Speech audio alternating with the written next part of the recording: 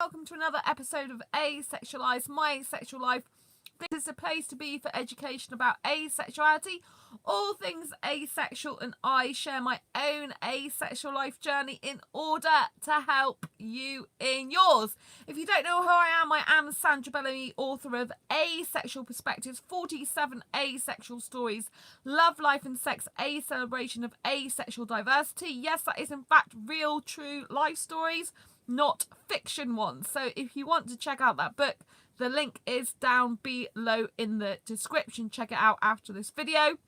I'm also the founder of asexualise.com, which has recently had a makeover and gone back to a blog style site. And I'm also the founder of asexualizeacademy.com, which is the world's first online training centre and school for asexuals and asexuality. If you haven't got your free asexuality basics for beginners course yet, do click down below this video in the description. Hi Andy, lovely to see you. Do click down below in this description after this video to grab that free course. So hello Andy, this is really appropriate because today I'm talking about how it feels to have asexual friends. Well, growing up as a kid, I was always kind of different to other people anyway, in tons and tons of different ways. I didn't actually realise as a child that I was asexual. I didn't realise as a teenager I was. I never had any idea. I thought for years I was heterosexual, just I didn't really like sex. I think I kind of noticed that part, but I just thought I was a heterosexual that wasn't really into sex. And I didn't really think, I wasn't really thinking about sex as a child. I was a teenager, but I was thinking a lot about kissing and romance and all that type of thing, the sort of the tingly sensation of that sort of lovey-dovey relationship, if you know what I mean. That's the type of thing I was thinking of as a teenager. And I was quite naive and innocent in the sense I was born out, I was actually born up north of England, but I lived down in Devon the majority of my life, and I lived near outside in the countryside for years. So very, very, very small places I've lived in, sort of out on the sticks. My parents lived next to a farm, and I didn't drive. I've never driven, so unless my parents were driving me anywhere, I wouldn't really get to go anywhere, or unless I went by bus when I was old enough to in their eyes. And I did actually leave home when I was 19 years of age. I left college, and then the next day I left home and moved in with my ex. That was he wasn't a great guy. This is not the ex I usually talk about. This is the one before that. I've been in 2 really long-term relationships. Both those were British, actually, because I was talking about, I used to be in relationships with British guys in the past. I've also been with foreign guys, but actually my relationships with British guys have lasted longer than foreign guys ones, but none of them have been any good for me, to be honest. But yeah, so as a child, I didn't really have many friends. Like at one point I didn't really have any. And but I used to just have kind of one friend at a time. At primary school, I used to have one friend, and then outside of primary school I had like one friend. So, but I've always been different. I've always known that. When I was younger, actually, I was quite old for my age. I think I've mentioned that to you before. So growing up, I didn't know that I was asexual. I never had any idea that I was at all. I just I just knew I liked the romance and that, and I didn't really think about sex. It wasn't something that entered my head. When I thought about boys, I never thought about sex with boys, It never entered my head. But I didn't think I was different because of that. I just thought I was different as in personality, because I'm a very strong person in my personality. I've got my own thoughts and opinions on things. As you can see, I've still got them.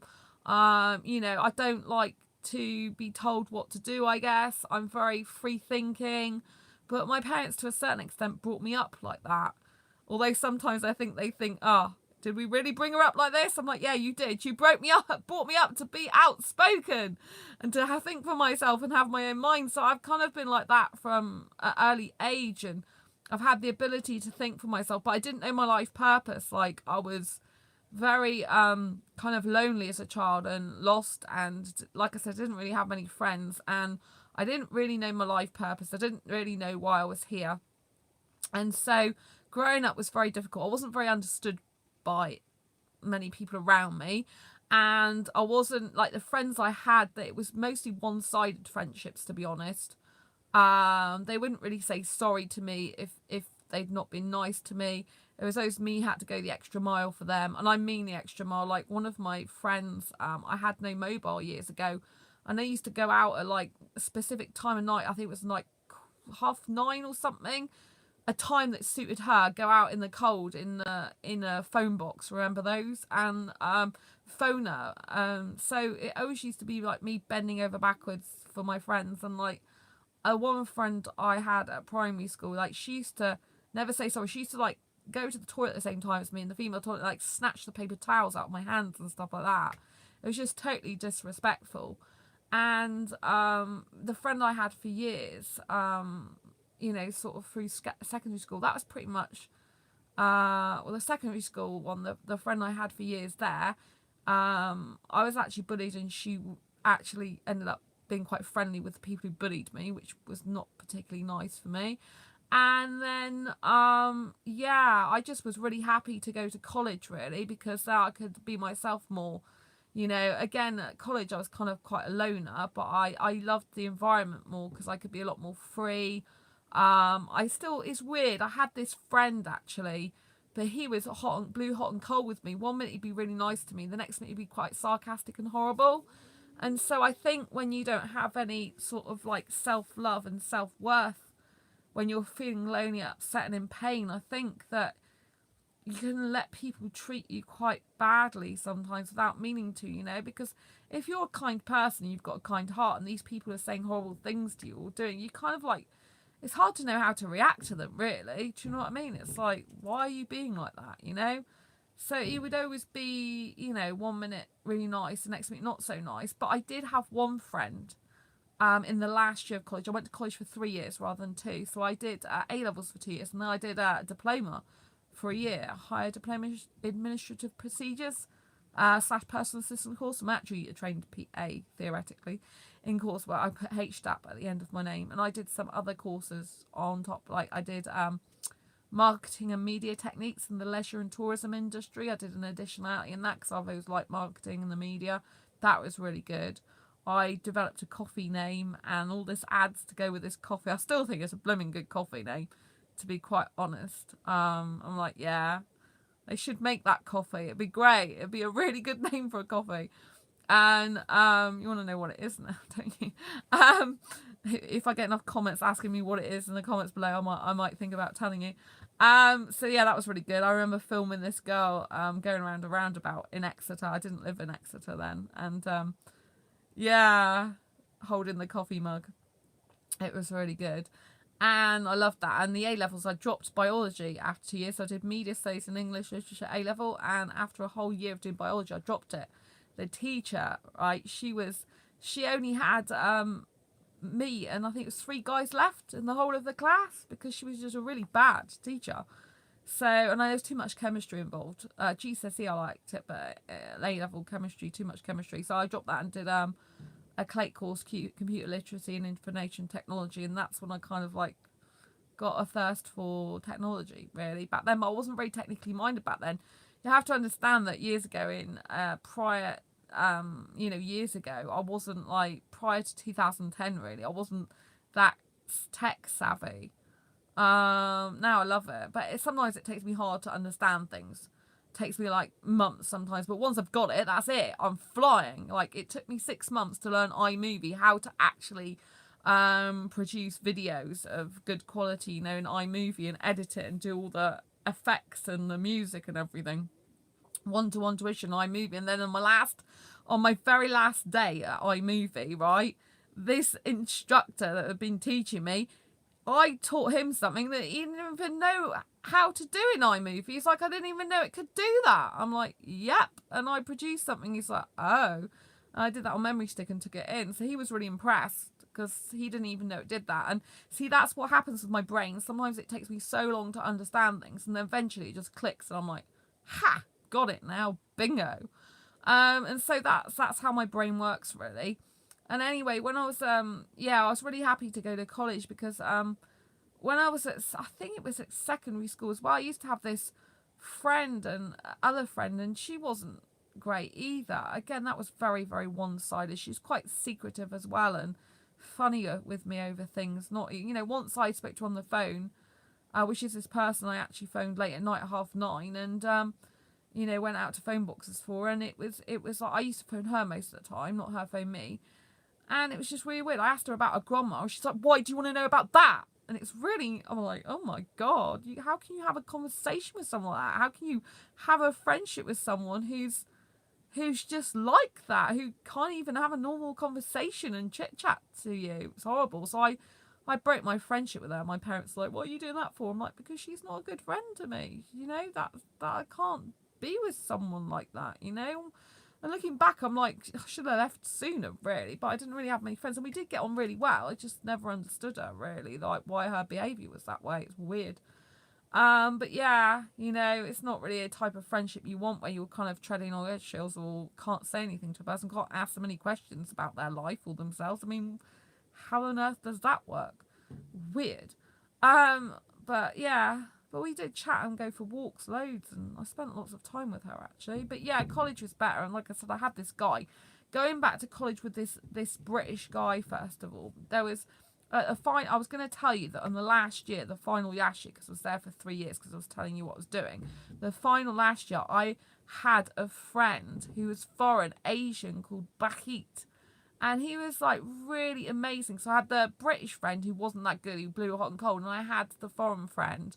And last year, I managed to track him down, found him on LinkedIn, and we connected on Google Plus. But his life's very different now. He's a different type of person in a lot of ways. He's obviously older looking, and he's got a wife and 2 children now. And he was kind of saying, "Oh, if you got money over there, get me a good job." And I'm thinking, that's not why I contacted you. I contacted you to see how you were, to catch up with you, because I missed the fact I never kept in contact with him, and the fact he was trying to, he's not in a very good financial position, so asking me to try and get him a job in the UK type thing. I was thinking, this is not good for me, and I think it's a shame he did that, really.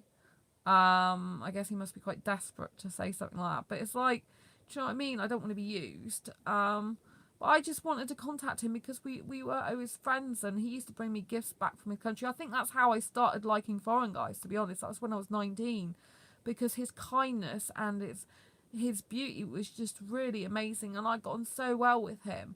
I felt very comfortable around him at 19 years of age, and I think that is how I got to like foreign guys, because I could just see the difference between the British guy who was blowing hot and cold and not very nice to me some of the time, to him who used to bring me back gifts from his country. He brought me a pen back, like a gold pen with a heart on it, and he used to phone me up and check that I was okay and talk to me and care about me, like a friend should. And I think that's where my love of foreign guys stems from. And anyway, this British guy, I can't remember how many years ago it was now. Quite a long time ago. I don't really talk about my birth certificate age. So, my birth certificate age is it's like I'm talking about a different life when I'm talking to you now. Do you know what I mean? It's like it's not who I am anymore. I'm not that person. I'm like young me now. That's like the older version. That's like a previous life, but it isn't. I think I have been here in a previous life, but not this one. But this is not the one I'm talking about. But yeah, so anyway, so this guy who was a British guy at college who blew hot and cold with me, nice to me one minute, not nice to me the next. We met, I don't know how I bumped into again, but something happened. I bumped into again, and I ended up going over to his place in Brixham. Brixham is like a little, if you don't know the UK, Brixham is a very, very small, like fishing harbour type place. It's some people like it. I think it's quite quaint. It's like a village, so it's quite small. And anyway, I went there. I think I met his mum as well. And I went to his room and stuff. But I think I remember visiting him when I was in college. So I think that's when I saw his mum, went to his room. But later on in my life, I met up with him again. I can't remember. I'm not sure if he's living with his mum then or on his own, because it was a long time ago. But I just remembered he started touching my hips. And I told him not to. I said, I don't like that. Stop doing that. Because he was supposed to be just a friend. And that is a sexual thing. If he's coming up and touching my hips, that is a sexual thing. And I told him I didn't like it. This was before I found out I was asexual. As far as I remember, it was a few years ago before that. But you know, and it's like I don't like that. You know, that's why I know now, looking back on it, that because I know I'm asexual, which I didn't know back then, it makes sense to me. But I didn't, you know, he didn't understand it. And when I talked to him about his friends, he's like, oh, well, I hug my female friends and do this with them. And I just thought it was weird, because I know some aromantic asexuals in particular, I know they hug their friends and stuff and are kissy with their friends, some of them, and others are complete opposite. And so, you know, if an aromantic asexual that's into hugging their friends is listening to this, you might think, well, it's normal. But in my world of romance, I have kind of usually, or in the past, had strict boundaries between friendships and relationships. You know, this is a year, obviously, I'm changing myself somewhat in certain aspects of my life, but, you know, I still think it's important to have certain boundaries. And, yeah. But, you know, I don't, so, you know, he was on about, oh, I kissed this person, hug this person goodbye and all this type of thing. And I just said, that's really weird. You do that with your friend. I'm like, you know, if you've got a girlfriend, like, you know, why would you do that? If you had a girlfriend and stuff, it's weird. But anyway, the touch on my hips was weird because it's him physically touching down below. You know, like, their hips is like near your private bits. Do you know what I mean? It's a very sexual area. And I'm like, well, why are you doing that? And I didn't like it. And he got funny with me about the fact that I didn't like it. Funny as in, not ha-ha, but funny as in, like I'm weird. I'm like thinking, no, it's not on for you to touch my hips. I didn't give him permission to. He was like taking my hips. So I thought he fancied me, to be quite honest with you. And still looking back on it to this day, I still think he must have fancied me. I think he's one of those type of guys that maybe is horrible to a person he actually fancies. Do you know what I mean? You know, because I've heard, I don't know how much truth there is in it, but I've heard some guys can be really horrible to women they really fancy. And they do it to deflect the fact that they really like them. So I don't know who's like that with me or what, but it was just weird. But I didn't like it. I told him so, and he didn't like the fact that I didn't like it and told him. But, you know, you've got to respect your own boundaries, and so should other people respect them. You know, I didn't give him permission to touch my hips, and if I had a boyfriend, yeah, maybe, but not him. He was just supposed to be my friend, and I was in a room on my own. But I think this is when he was older, from what I remember, because I remember his hair had changed and his face a bit, and he was older. I think it's when he was in a place of his own, and I was sat in the lounge with him, and he was sat over there, and I was sat over here. But as I stood up, he went past me, and then he touched my hips. When he went past me, and I'm thinking, hang on a minute, this is a bit weird. I'm on my own with you in your lounge, and you're touching my hips as you're walking by. Why do you need to do that? It was just really, really bizarre. And so, you know, that was very weird for me. And so, you know, throughout my life, you know, I've had some weird people, or weird relationships or friends, do you know what I mean? Very bizarre friends. And then if you fast forward to like 2014, that's when I found out I was asexual. Yeah, and years ago, someone on a blog who used to talk about sex, but in an educational way, very educational way, he suggested I was asexual, but I just like, nah, I just don't associate sex with love, and I still like kissing. And that was my answer to him. And so I didn't look up asexual, though. I thought the word sounded weird, I'll be honest with you. I thought asexual's got the word section in it. I don't like that. Oh, that sounds really weird. I'm not going to, you know, and I didn't Google it. That is forced behaviour. Oh, what, you mean the touching of my hips that I was talking about a minute ago? Is that what you're saying, Heather? So, what was I talking about? Oh man, I've lost my train of thought now. My mind's trying to continue with what I was saying. Oh yeah, you were talking about touching the hips. Yeah, it is. And going back to the touching the hips, you know, he was the one who's trying to make me feel bad that he'd done something that was actually overstepping one of my boundaries. Because you shouldn't be doing that with someone who's just your friend, particularly as he hadn't seen me for a very long time from what I remember. And we just started, like, talking to each other again. And, you know, I felt really uncomfortable with it. Yeah. So yeah, I was just saying, fast forward 2014 when I found out I was asexual, but I was saying that years ago someone suggested the word, but I'd never heard of it before, and I just said, you know, I don't associate sex with love, and I still love kissing. That was my answer to him.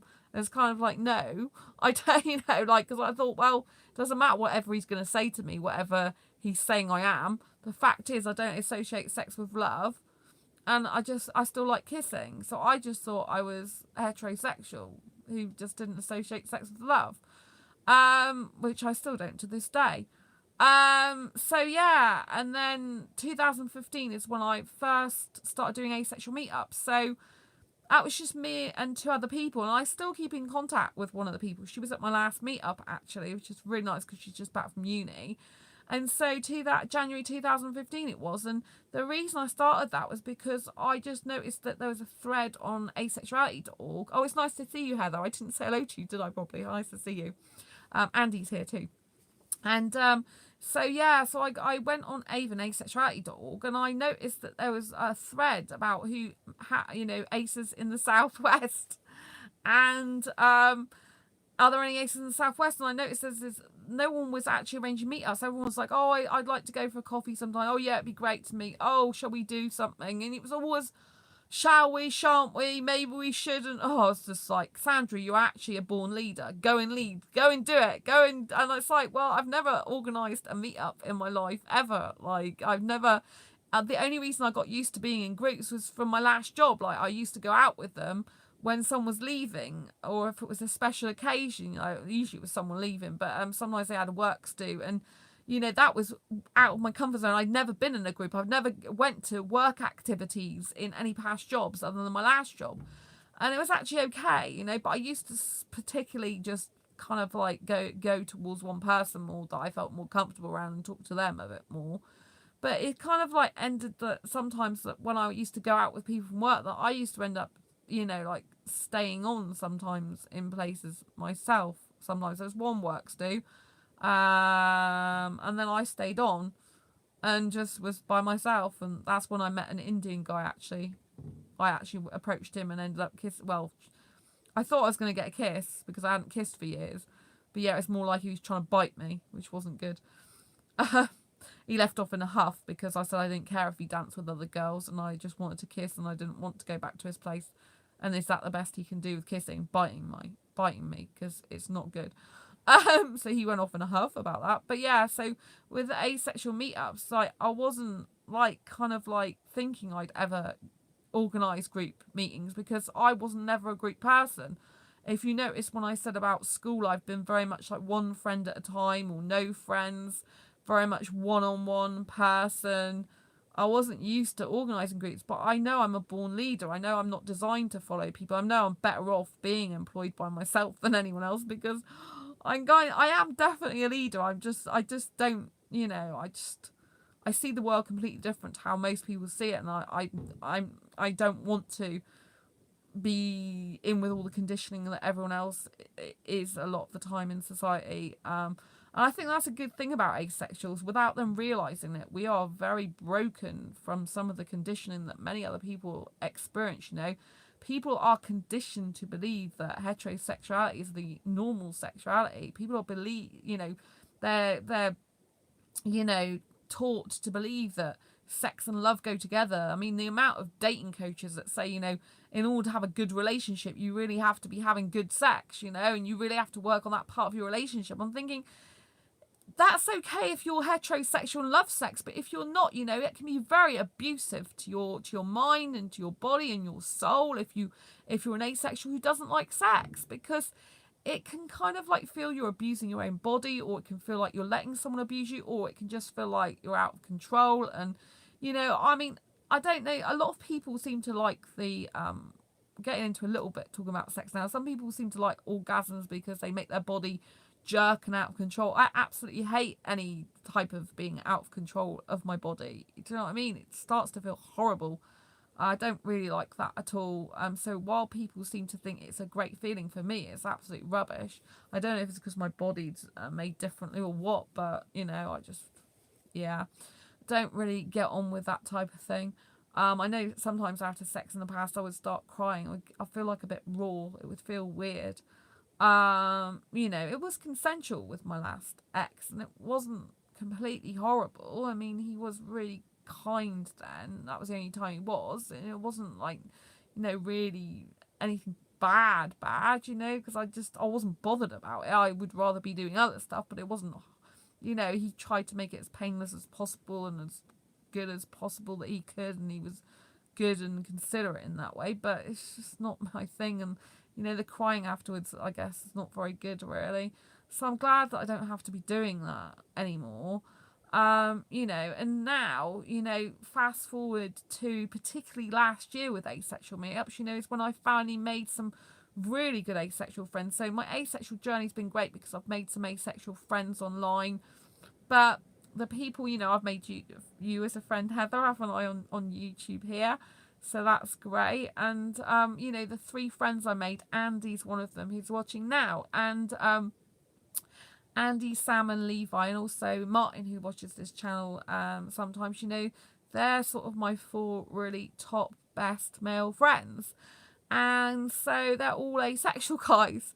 And I've had 2 guys I considered asexual friends are the best. Yeah, they are, Andy. Absolutely. So I've had 2 friends in the past that aren't asexual that I've considered my best friends, but one of them hasn't spoke to me for years, and the other one, who I saw last year, I think I mentioned, he's just not stopped speaking to me. I don't know if he's got a girlfriend. That's the only thing I can think has possibly happened to him. He's got a girlfriend now. But I didn't think he was the type of guy to neglect his friends or not speak to them if he'd got a girlfriend, so I don't know what's going on with him. But he hasn't spoken to me since the night before the conference when we were having a food together, July last year. He wouldn't answer his phone when I always ring him on his birthday usually. He wouldn't answer that. He wouldn't answer my texts or anything. He's still friends with me on Facebook, and I'm beginning to think there's so much point in still being friends on there because he's not speaking to me, answering any of my messages. I've been really worried in case something happened to him, but his messenger is still live, with the green button, which means he's still technically messaging people on there. So unless someone's got his phone or something, but I think, I just think he's decided not to talk to me again. I don't know. But we have to let people go, don't we, on their own way, make way for new friends that care. And so, making asexual friends, particularly really good close friends now, Andy being one of them, it's just really changed my life. Hey Martin, I just mentioned you! Wow, you must be telepathic! I just mentioned you as one of my 4 best asexual male friends. You just, that wish you must have been telepathic. Literally, I mentioned that a minute ago? That's really amazing. Thank you for coming on. I'm totally awesome now. Yeah. Yeah, I said I've got 4 best male friends, asexual friends. Sam, Andy, who's watching this now, Levi, and you as well. Yeah. So I said you're my top 4 best asexual male friends. I said all my male friends are now asexual because the only 2 guys I consider before who are my best friends, one of them I haven't spoke to in years, and the other one doesn't talk to me since, that guy, you were there, Martin, weren't you, when we met up with my friend the day before the conference, that friend who travelled, 2 hours he was travelling. Well, it was his train was delayed and it was another hour, so 2 hours it took him to get to me and us. Remember him? He doesn't speak to me anymore. He just literally has stopped talking to me, and I don't know why. So I have been a bit upset about that, I have to admit, because I've been friends with him since 2012. I met him at a business seminar, and he's always, we don't talk loads, but every year he's usually met me once or spoke to me, like my birthday or his birthday, and, he's just stopped talking to me. I have no idea why, because, he met us before the conference when it was Pride Day. He met us in that restaurant, East Street, for Chinese food. And, he's still got me as a friend on Facebook. He's still got me, the tag when I tagged him in the asexuality conference. He's still got about that on his Facebook page. But I don't know.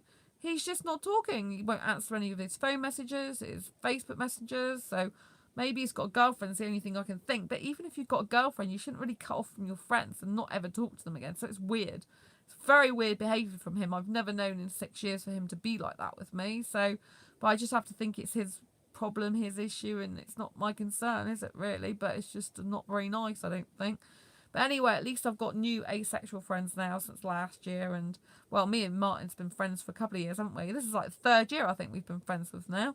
So, yeah, we've been friends longer because he was one of the very first people who liked my YouTube show here before it was a live show, and one of my very first followers. Bless you, Martin. So, yeah, you're still with me after all these years. It's great. So, yeah. But it just, like, the title of this video is, what does it feel like to have asexual friends? And I have to say, it feels amazing to have genuine asexual friends. So I'm not just talking about the acquaintances that are online that you don't hear from that often, just kind of friend you because, you know, they're nice to have as well, because it's nice to be surrounded by people online that do still talk to you and message you occasionally, that do still, like, are still there present for you. You know, I've run 5 asexual groups on Facebook, and it's nice that, you know, there's asexuals in there all the time, so I have someone to relate to, they have someone to relate to, and it's nice that, you know, you can be there for each other even if it's only in a virtual sense. But the real friendships that you of these people you meet in person, the ones through the meetups, you know, I cannot tell you how amazing that feels to have asexual friends. It just feels ecstatic and incredible. I have to say, it feels very, if it was a sexual talking about it, I'd say it felt very orgasmic. Because to me, sex doesn't feel orgasmic. I don't even know why they use the word orgasmic for sex. It just doesn't go together to me. But I can't say that having asexual friends feels like a foodgasm exactly, can I? That'd be a bit weird. But I think, I don't know, it feels absolutely fantastic. What more can I say to have asexual friends? It feels like ecstatic. Like, do you know what I mean? It feels like, you know, like loads of people like sex because they get to the ecstasy and pinnacle of sexual pleasure, which I don't really understand because it's not the way I feel and think about it. But I understand, you know, I know logically what they're talking about. So that's what it feels like having asexual friends. It's like, woo! Right up here. It's like being on the top of a roller coaster. Oh, that's quite scary. So maybe not on top of the roller coaster, but it feels like being on my very favourite ride, going 155,000 miles per hour and loving it. Like my favourite Disneyland ride or something. Actually, my favourite Disneyland ride is Ratatouille. It's a 3D ride where you sit in a boat, and the Ratatouille film, you sit on a boat and you go around gently, actually. So it's actually not, and you get to see you get to be in a Ratatouille story, and it's in 4D. And so you see like the chef in 3D, you see Remy in 3D, and you go under this oven and the oven flames come whooshing out, and you can feel the heat, and then you go in the kitchen and you smell all the herbs and spices. It is amazing. So actually that's I don't know why, but I just love that ride so much. Yes, I like the fast rides as well, like Armageddon is amazing, Space Mountain is incredible. And I can't wait because on my birthday this year, Andy's going with me to a theme park. Woo! It's not Disneyland, so it's not as fancy as that, but it's still Green Leisure Park, and I'm going to love every minute of it. I can't get enough of rides. Literally, I'm on them 24/7, 365 days a year. Well, I wish I was. I meant while I'm there, I'm on them all the time. But I really, you know, if I could be on them all the time, I would. I just love going on rides. My mind gets very free with rides. But yeah, but this will be the first year, apart from one, you know, in the last like 5 years, I think, is that I've been with someone on my birthday. I've had one friend who was a foreign friend, actually. He came with me on my birthday to the aquarium. Was it 2 or 3 years ago? And then I had one friend from my old job. She did go with me to the Bream where I'm going for my birthday. But other than that, usually I'm on my own for my birthday. So I'm really pleased that Annie's going with me.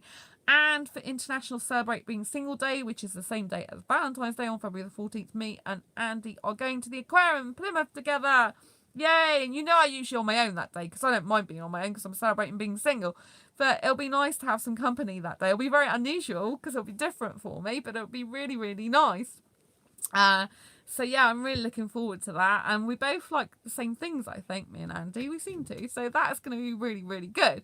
So I know he's going to have a lovely time. I know I'm going to have a lovely time. And I think it's really nice as well when you have asexual friends you've got stuff in common with, because you can, when you're going out together, you can enjoy it. Do you know what I mean? If you've got someone who's not kind of liking what you're doing, it kind of feels like a bit of a drag, like, you know, you're not going to make them happy and they're going to be miserable or not enjoying it as much. But me and Andy, I think, is equally looking forward to the aquariums. That's really good. And the theme park, I think he's looking forward to it as well. So that's going to be amazing. But it just feels absolutely incredible to have asexual friends. And I would urge anyone who's watching this now is asexual to do go to asexual meetups. I know it's getting out of your comfort zone. I know it's really scary. I know you're probably going to have to travel to a meetup, but please don't let that stop you, because once you get true, genuine asexual friends who actually want to spend time with you, who message you, who care about you, it just changes your life, you know. I feel a lot more stronger. I've always been a strong person, but because I've never really been that understood, even by, you know, looking forward to all of it. Thank you, Andy. Me too. Because my parents, when I was a kid, they didn't really understand me very much, and especially about the fact I didn't like nudity and stuff like that and sex. They never got that, but now they're really good about that. But you know, when you've had years of not being understood, it's quite hard. But when all of a sudden you get asexual come into your life, and these people really understand you, and it's just like we live in a different world to sexuals quite a lot. Although it's the same world, it is kind of like we've got our own little world. We have a like different language in a way, in the terms of that we think differently.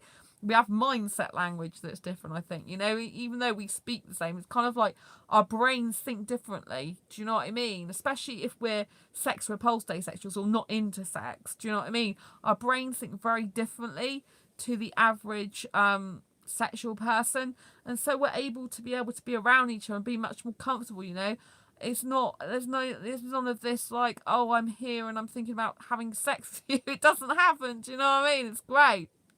And you can be like so much more comfortable, and you can really understand each other, and you know, you can understand that, you know, if you look at some guy or girl, that they're not gonna go off and fancy them. I think it's really important as well that, you know, that if you are asexual, that you try and find someone suitable for a relationship for you, and that is far harder. Like there was someone in my group today, and he was posting, and he said he's finding it so difficult to find an asexual female partner, and I did feel really upset for him. You know, he's actually foreign, but in the USA, and he said there's only been, although there's asexuals in his state, it's only been attracted to 3 of them. See, that's the difference. You know, you might have asexual friends, but you're not necessarily attracted romantically to them or suitable to be together romantically. If you're a romantic person, you might not be a romantic, you might be an aromantic person. But, you know, some aromantics still choose to be in relationships, even though they don't experience romantic attraction or sexual attraction, you know, if they're aromantic, asexual, that is. So, you know, it can be kind of hard, but I just think that when you haven't got a partner, I just think having friends just makes life so much better, because when you've got asexual friends, you kind of like, you don't miss out on the partner bit so much, because you've got friends to keep you company, if you know what I mean. I mean, this guy was posting in my dating group that he felt, you know, lonely, and other people were saying how lonely it is, and I do get that, because it is hard sometimes when you are on your own. And you know, like I live on my own, like completely on my own now, because I don't have any guinea pigs here with me, and I've actually been without guinea pigs here since April next year. Last year, because obviously that's when Angel and my other one at the time moved to my parents. I've only got Angel now, and this week I couldn't see them because my parents were like, oh, we didn't realise you were coming back. So, you know, next week, I'm going to be seeing them next week though, and my parents on Tuesday, thank goodness, because I haven't seen Angel since the 4th of January. It's a long time, you know, but she just had a bath this week, so I phoned my mum to see how she was doing. She had a bath today, I think it was, actually, yesterday or today. I think she said it was today. So yeah, that's nice. She's nice and fluffy now. She fluffs up well. But she's eating my mum out of house and home. She bangs her pot when she wants more food. She used to do that on mine. I do miss having guinea pigs here, but at the moment I went to see a guinea pig the other day. The guinea pig I talked to you about, the guinea pig, Hugo. And I held him for a little bit, but because I'm not in a good financial position at the moment, I don't think it's a good idea to get him. I think it's a better idea to just look after myself at the moment. But that's what I'm saying, you know, is like when you do live on your own, especially because I've got no pets here now, it can get, you know, I understand how people can get lonely. I mean, I tend to not get lonely as a general rule because I don't see the point in it, and I just try never to be like that. I try to always, I mean, I do keep myself really busy and I do enjoy my own company, but as I'm an extrovert, I do like company, you know. I would say with me, it's not a case of loneliness as such, but in the case I need to get out and be around people because I'm an extrovert. Luckily, I've seen my best friend, like, I saw her 3 times, is it, in the last, like, week and a half. So that's been really good for me because I've been, like, out a lot more. And then when I come and do work stuff at home, then it's not so bad because it's like I've had a break. Do you know what I mean? I've had laughter and joy. So she's not asexual, but she's amazing. So I'm so glad she's in my life.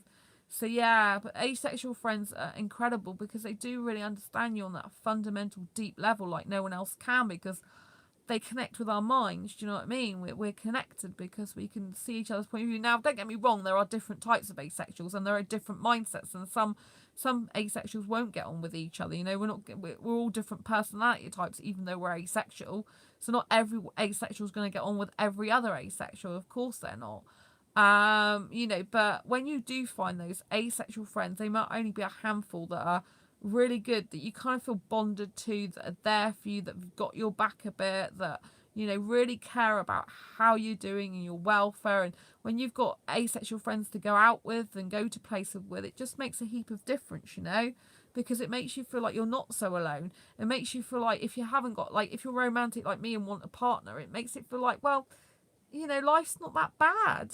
You know, I could be single for years because I've got friends now. You know, it's not like I need a partner to go out with. I mean, I've always loved self-dating anyway, but sometimes you do like some company, and it's only natural. It's part of human connection. You know, connection is one of the ways to well-being that I spoke about before on this channel. You know, you do need connection with people, whether that's online or offline, but you still need, in my opinion, that offline connection. You need to feel that warmth of someone next to you, you know. Like with my friends, I still hug my friends hello and goodbye, and that's nice, you know. It's that feeling of warmth and comfort, even just being next to someone. You know, you can feel that comfort and warmth from them, you know. And when you've got someone who really understands your mindset, that you haven't had that in your past, you know, that it just makes a world of difference for someone who, you know, in my past, I didn't have anyone like that to understand me. For years, I was like, felt on my own a lot.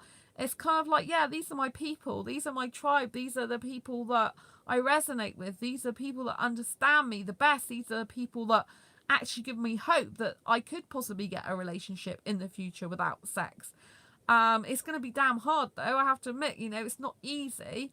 Because we do, like this guy was saying, I was going back to this guy, what he was saying in my group. He was saying that there's only 3 people he's actually been attracted to in his state. So even though you might find a lot of asexuals near you, if you're lucky, or at least 1 or 2, you know, the likelihood of them being compatible for romance or a life partnership is very remote.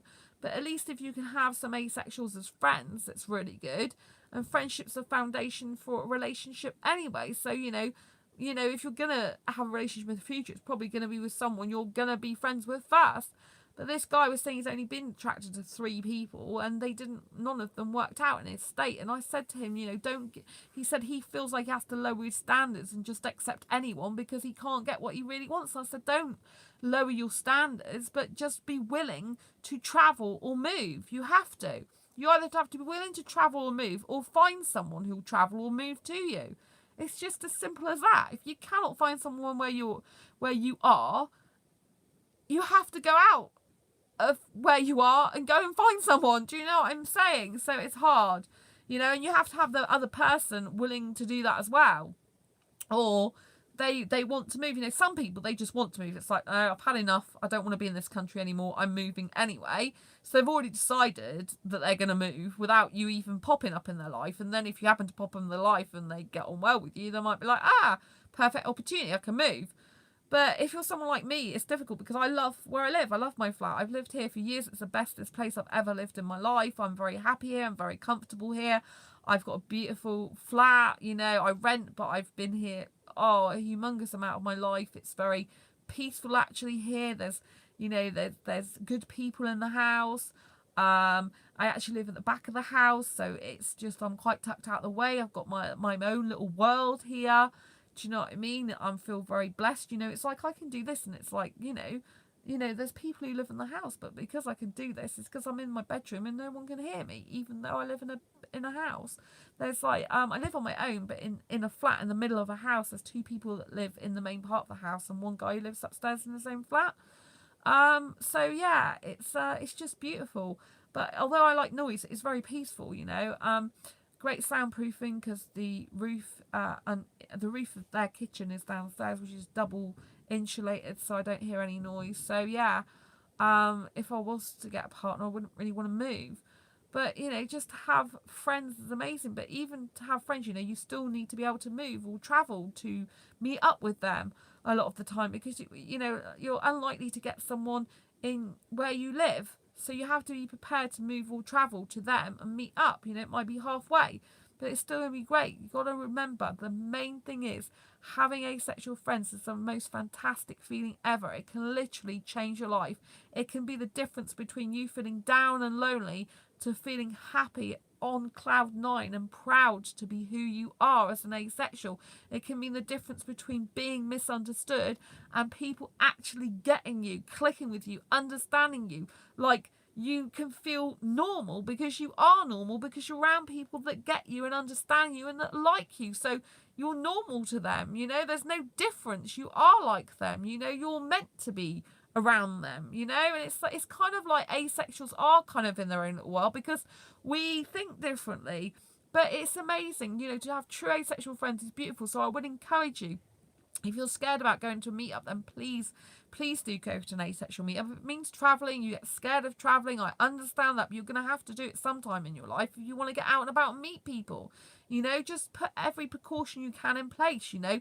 Make sure you know hotels at different places around, say something broke down. You know, if you suffer with anxiety, which is the main problem why people don't want to travel, is through anxiety and fear. So, you know, put some precautions in place, put some backup plans in place, that you know that if you have to stop somewhere, because some people don't like stopping, they like direct trains, but you know, some distances they don't have direct trains. So, you know, put some things in place that, oh right, okay, so if something terrible happened and I happened to stop at this stop, you know, where could I go? You know, check out all the B&Bs and hotels if you need to there, and you know, and how long, what happens if I miss a train or the train's delayed, when's the next train? Make sure you have backup plans, and you know, just use all your precautions and your backup plans so that you're pretty stable in what you're doing, and so that you can go out of your comfort zone in as much comfort as possible and try and meet some people. Because once you start getting true asexual friends that really care about you and want to spend time with you,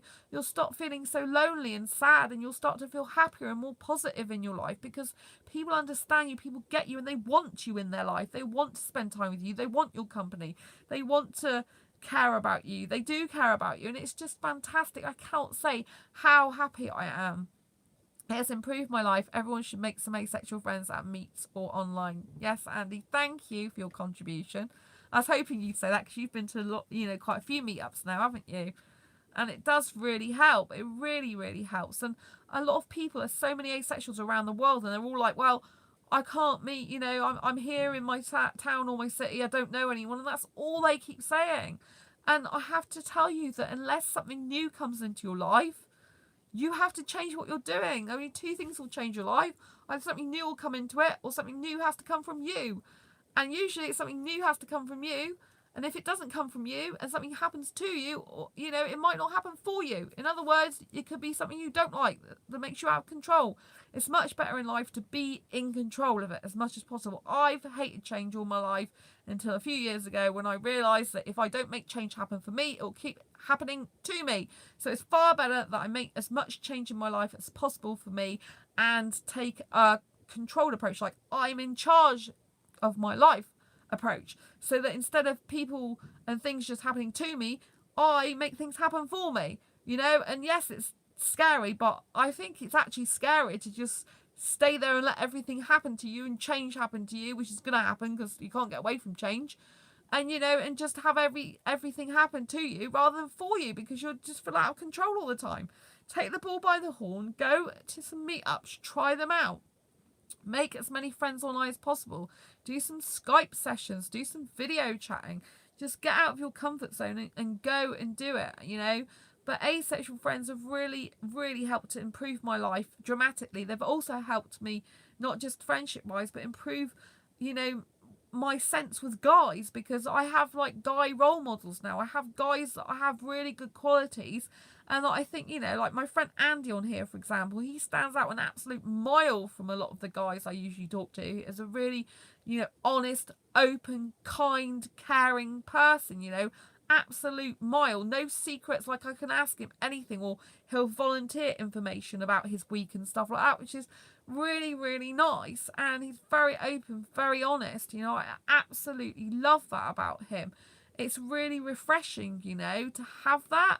It's so important, because with some friends in the past, I've like found they're very, very secretive, and it's just like, how can you have a friendship like that? If you're a really honest, open person, you kind of really need that as well. But, you know, it's good for, you know, for me with potential relationships, because now my standards are getting higher and higher for a potential relationship guy, because my friends are higher in standards than, you know, than I would have in the past. My friends have got better qualities. They've got nicer qualities. They've got more respect for me. They've got, you know, and they're better quality guys, if that makes sense.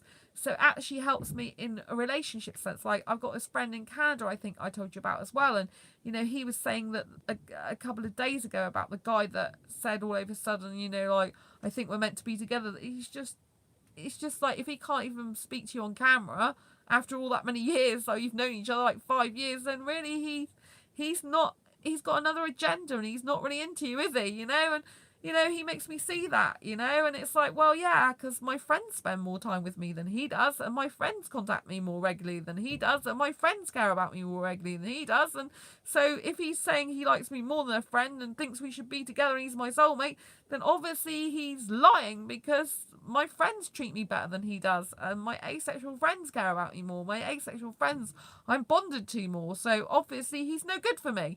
Do you see what's happening? You know what I mean? When you get a really good friendships, the level of your standards in life for relationships improves as well. So I just think it's really good. I cannot praise having asexual friends enough. It's been brilliant. Like Martin, who's watching this as well, he helped me with the UK Asexuality conference, and I spent 3 days with him, and we had a really good time. We got on really well, so that was great fun as well. It was nice to be able to spend time with him up there, and he did all the editing of the UK Asexuality conference videos. If you've seen them, he did the filming of them.